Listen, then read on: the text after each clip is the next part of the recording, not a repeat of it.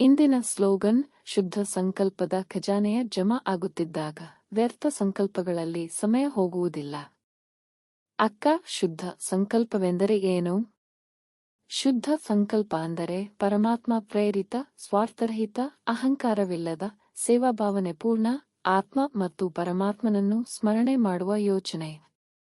ಇವು ದೈವ ಗುಣಗಳಿಂದ ಕೂಡಿರುತ್ತವೆ: ಪ್ರೀತಿ, ಶಾಂತಿ, ಶುದ್ಧತೆ, ಧೈರ್ಯ, ಕ್ಷಮೆ ಇತ್ಯಾದಿ. ಅಕ್ಕ, ನಾವು ಶುದ್ಧ ಸಂಕಲ್ಪಗಳ ಖಜಾನೆಯನ್ನು ಹೇಗೆ ಜಮಾ ಮಾಡಬಹುದು? ಶುದ್ಧ ಸಂಕಲ್ಪಗಳ ಖಜಾನೆಯನ್ನು ಜಮಾ ಮಾಡುವುದು ಎಂದರೆ ನಮ್ಮ ಆಂತರಿಕ ಜಗತ್ತಿನಲ್ಲಿ ಪವಿತ್ರತೆ, ಶ್ರೇಷ್ಠತೆ ಹಾಗೂ ಸೇವಾಭಾವನೆಯನ್ನು ನಿರಂತರವಾಗಿ ಬೆಳೆಸುವುದು.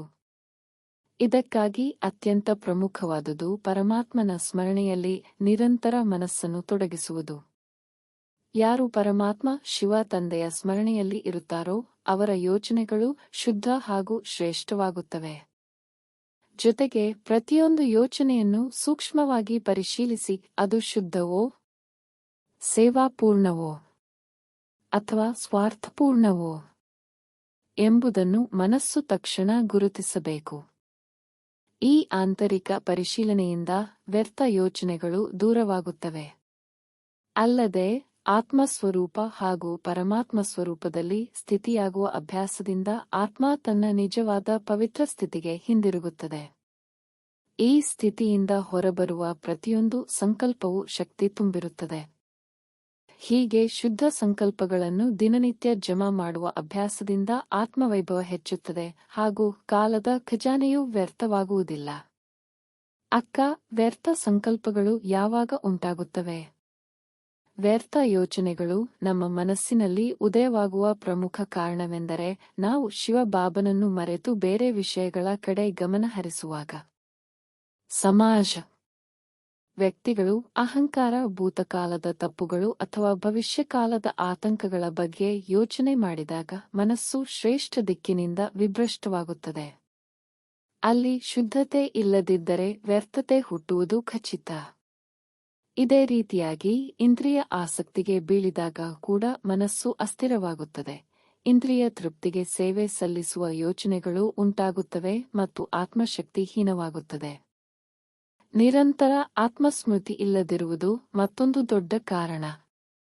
ಆತ್ಮಸ್ಮೃತಿಯ ಶಕ್ತಿ ಇಲ್ಲದಿದ್ದಾಗ ಯೋಚನೆಗಳು ನಿಗ್ರಹದಿಂದ ಹೊರಹೋಗುತ್ತವೆ. ಜೊತೆಗೆ ಇತರರು ಬದಲಾಗಬೇಕೆಂಬ ನಿರೀಕ್ಷೆಯಲ್ಲಿ ಅಥವಾ ಅವರ ವೈಖರಿಯ ಮೇಲೆ ಮನಸ್ಸು ತೊಡಗಿದಾಗಲೂ ವ್ಯರ್ಥ ಯೋಚನೆಗಳು ಹೆಚ್ಚಾಗುತ್ತವೆ. ಪರಿವರ್ತನೆಗೆ ಬದಲಿಗೆ ನಿರೀಕ್ಷೆ ಹೊಂದಿದಾಗ ನಮ್ಮ ಶಕ್ತಿಯು ಹೊರಗಿನ ಪ್ರಭಾವಕ್ಕೆ ಸಿಕ್ಕಿಹಾಕಿಕೊಳ್ಳುತ್ತದೆ.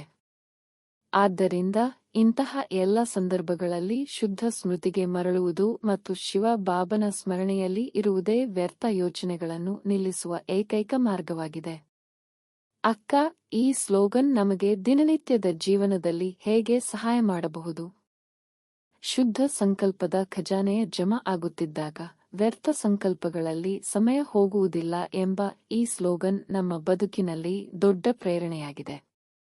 ಈ ಸ್ಮರಣೆ ಇದ್ದಾಗ ನಾವು ಪ್ರತಿಯೊಂದು ಯೋಚನೆಯನ್ನು ಪರಿಶೀಲಿಸಿ ಪರಿಶುದ್ಧವಾಗಿಡಲು ಎಚ್ಚರವಾಗಿರುತ್ತೇವೆ. ಯೋಚನೆಯ ಶುದ್ಧತೆಯ ಮೂಲಕ ವ್ಯರ್ಥ ಚಟುವಟಿಕೆಗಳಲ್ಲಿ ಸಮಯವನ್ನು ವ್ಯರ್ಥ ಮಾಡುವುದನ್ನು ತಡೆಯಬಹುದು.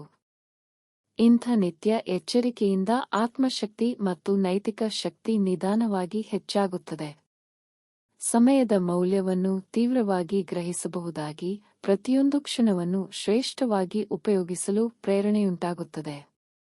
ಇದರಿಂದ ಆತ್ಮದ ಶ್ರೇಷ್ಠ ಪ್ರಗತಿಗೆ ದಾರಿ ತೆರೆಯುತ್ತದೆ, ಏಕೆಂದರೆ ಶುದ್ಧ ಸಂಕಲ್ಪಗಳು ಆತ್ಮವನ್ನು ಪವಿತ್ರ, ಶಕ್ತಿಶಾಲಿಯಾಗಿ ರೂಪಿಸುತ್ತವೆ. ಈ ಸ್ಲೋಗನ್ ಮನಸ್ಸಿನಲ್ಲಿ ಸದಾ ನೆನೆಸಿಕೊಳ್ಳುವುದರಿಂದ ಆತ್ಮ ನಿರಂತರವಾಗಿ ಆತ್ಮಸ್ಮೃತಿಯಲ್ಲಿ ಸ್ಥಿತಿಯಾಗುತ್ತದೆ ಮತ್ತು ವೈಭವಶಾಲಿ ಗತಿಯತ್ತ ಮುನ್ನಡೆಯುತ್ತದೆ. ಧನ್ಯವಾದ ಅಕ್ಕ, ನನಗೆ ಜೀವನದ ನಿಜವಾದ ಮೌಲ್ಯಗಳನ್ನು ತಿಳಿಸಿದ್ದಕ್ಕಾಗಿ.